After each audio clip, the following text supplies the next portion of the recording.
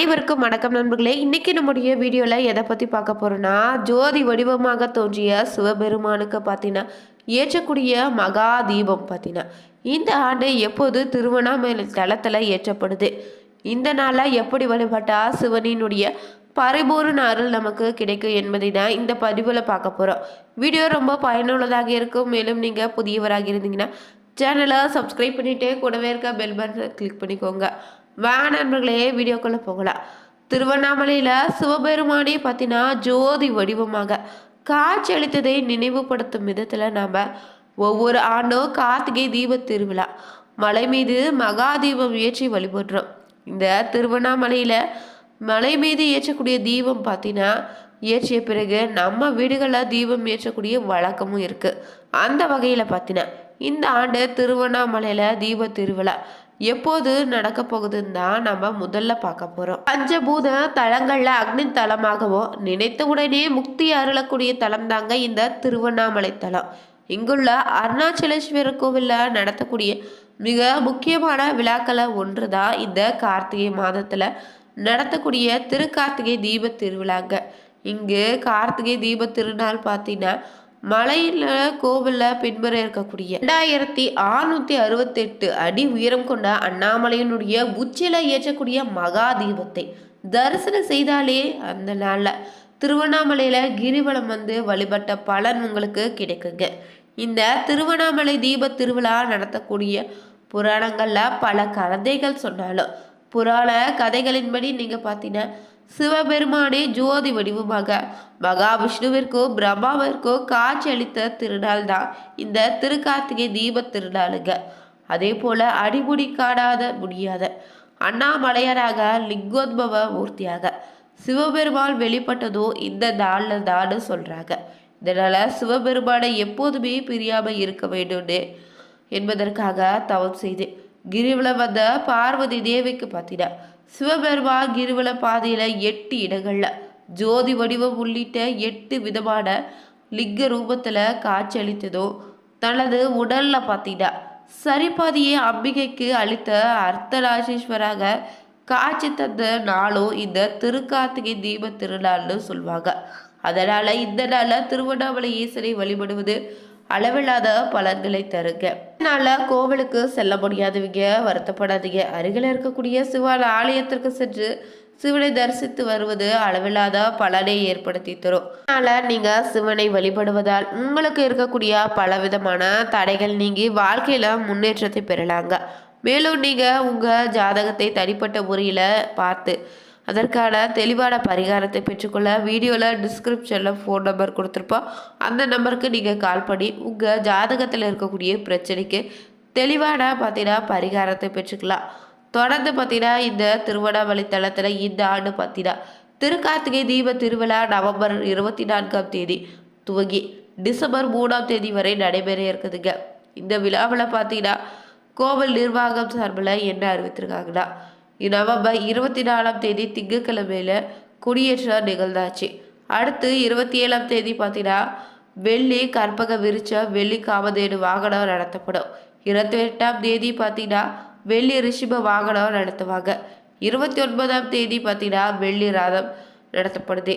30ஆம் தேதி பார்த்தீங்கன்னா பஞ்சபூத்திகள் மகா ரதமும் நடத்தப்படுது.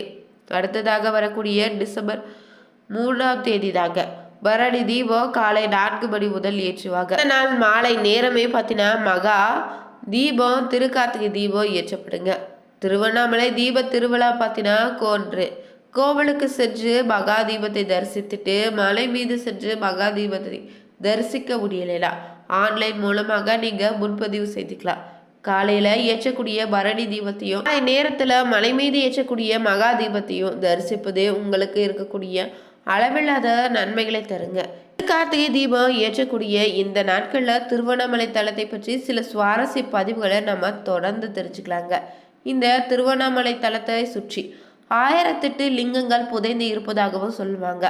திருவண்ணாமலை ஈசனே மனதள தினமும் நினைத்து வழிபடுவதால் நிச்சயம் உங்களுக்கு முக்தி உண்டுங்க. இதே மார்க்கண்டேய முனிவரிடம் நந்தி பகவான் அருள் இருக்காரு. வல்லால மன்னன் நினைவு நாள இன்றுமே இங்கு திருவண்ணாமலையில பார்த்தீங்கன்னா ஈசன் திதி கொடுக்குறாரு. அதே போல இந்த கோவில் வினையை நீக்கும் மலை உருவல திருவண்ணாமலை அமைந்திருக்கு. திருஞான சம்பந்தரும் பார்த்தீங்கன்னா தன் பாடிய ஒவ்வொரு பதிகத்திலும் 9வது பாடலா அண்ணாமலையாரை குறிப்பிட்டிருக்காரு. திருவண்ணாமலை ஈசனை தீப மங்கள ஜோதி நமோ நமன்னு அருணகிரிநாதரும் திருப்புகள்ல பாடியிருக்காரு. இங்கு ஆடி மாத பூர தினத்தன்று பார்த்தீங்கன்னா உண்ணாமலை அம்பாள் முன்னாடி தீ மிதித்தல் நடைபெறுதுங்க. இதை வேறு எந்த சிவ ஆலயத்துல நீங்க பார்க்க முடியாது. மேலும் இந்த தலத்துல தான் முதல்ல லிங்க வழிபாடு தொடங்கியிருக்கு. இங்கு மகா சிவராத்திரி தொடங்கியதும் இந்த தளத்துல தான்னு சொல்லப்படுது. இந்த கோவில்ல விக்கிரகங்களை பிரதிஷ்டை செய்யும் போது அஷ்டபந்தனா தான் செய்வாங்க. ஆனா திருவண்ணாமலை தளத்துல பார்த்தீங்கன்னா தங்கத்தை கொண்டு சொர்ண பந்தா இது லிங்கத்தை பிரதிஷ்டை செய்திருக்காங்க. திருவண்ணாமலை திருக்கார்த்திகை தீபத்துக்கு நிகராக பார்த்தீங்கன்னா இதுவரை எங்குமே ஆலயத்துல ஜோதி வழிபாடு ஏற்படலைங்க. இங்கு ஏற்றக்கூடிய கார்த்திகை தீபம் தான் அண்ட சராசரங்களுக்கு தீப விளக்காகவும் சொல்லப்படுது.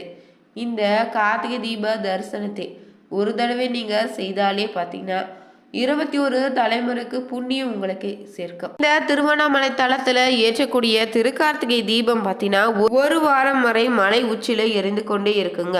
கார்த்திகை தீப தினத்தன்று அண்ணாமலையாரோ உண்ணாமலை அம்மனுக்கு ஒன்று சேர கிரிவலம் வருவதாகவும் சொல்லப்படுது. அவங்களுடன் பக்தர்களும் சேர்ந்து வருவது புண்ணிய பலனை தருங்க.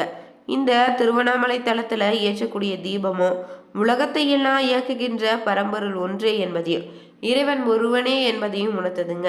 மேலும் இங்க பார்த்தீங்கன்னா அதிகாலையிலேயே திருவண்ணாமலை கோவில பரணி நேரத்துல ஏற்றக்கூடிய பரணி தீபத்தை அங்குள்ள கால பைரவர் சன்னதியில வைத்துதான் வைத்திடுவாங்க. பிறகு மாலை நேரத்துல அதை தான் மலை உச்சிக்கு எடுத்து சென்று தீபத்தை ஏற்றாங்களா. மேலும் இந்த தீபத்தை காண ஆண்டு முழுவதுமே பார்த்தீங்கன்னா சுமார் 20 லட்சத்துக்கு மேல பக்தர்கள் திரள்வாங்க. திருவண்ணாமலை உச்சியில தீபம் ஏற்றப்பட்டதும் வணங்கினீங்கன்னா பாவம் நீங்கி பிறவி பிணி அகலும்னு சொல்லுவாங்க. இந்த திருவண்ணாமலையில தீபம் ஏற்றப்பட்டதும் அண்ணாமலையாருக்கு அரோகரான்னு பக்தர்கள் முழக்கமிடுறாங்க. இதற்கு என்ன அர்த்தம்னு பார்த்தீங்கன்னா இந்த உடம்பு நான் என்னும் எண்ணத்தை அழித்து உள்முகத்தால ஆத்மவாத ஆத்ம ஜோதியை காண்பதுதான் தீப தரிசனங்க. இந்த தலம் பார்த்தீங்கன்னா பஞ்சபூத தலங்கள்ல இது நெருப்புக்குரிய தலமாக இருக்குது. மேலும் இந்த ஆலயத்துல பார்த்தீங்கன்னா வல்லாள மன்னனுக்கு மகனாக வந்து அவதரித்து இறைவன் அருள் செய்த பதின்னு சொல்லுவாங்க. இங்கு அருணகிரிநாதருடைய வாழ்வுல அருள் திருப்பம் ஏற்பட காரணமாக அமைந்த தலம் இதுதாங்க. இந்த கோவில்ல கிழக்கு கோபுரம் 217 அடி உயரம் கொண்டு தமிழகத்திலே உயர்ந்த கோபுரமாக அமைந்திருக்கு. தெற்கு கோபுரமானது திருமஞ்சன கோபுரம், மேல கோபுரம், பேய் கோபுரம், வடக்கு கோபுரம், அம்மணியம்மன் கோபுரம்னு கோபுரங்கள் அதிக நிறைந்த ஆலயம் இதுதாங்க. கோவில்ல நுழைந்த உடனேயே நீங்க சர்வசித்தி விநாயகருக்கு வலப்பால் இருக்கக்கூடிய பாதாள லிங்கேஸ்வர சன்னதியிலும் ரமணர் தவம் செய்த இடம்னு தரிசித்து வழிபடணும்.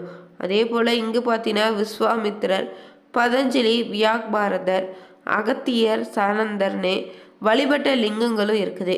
இந்த கோவில் பார்த்தீங்கன்னா 25 ஏக்கர் நிலப்பரப்புல 7 பிரகாரத்தோடு அமைந்திருக்குதுங்க. உலகில பல்வேறு திருத்தலங்கள்ல மலை மேல் இறைவன் அருள்பாலித்தாலோ இங்கு திருவண்ணாமலையிலே மலையே இறைவனாக அருள் புரியக்கூடிய அதிசயம் இங்கு மட்டும்தாங்க. கைலாய மலை ஈசனுடைய இருப்பிடமாக இருந்தா இறைவனே சுயம்பு வடிவாய் மலையாய் காட்சியளிப்பது திருவண்ணாமலை தாங்க. இந்த மலை மட்டும் 2748 அடி உயரம் கொண்டதாக இருக்கு. கடல் மட்டத்திலிருந்து பார்த்தீங்கன்னா 168 மீட்டர் உயரத்துல இருக்குதுங்க.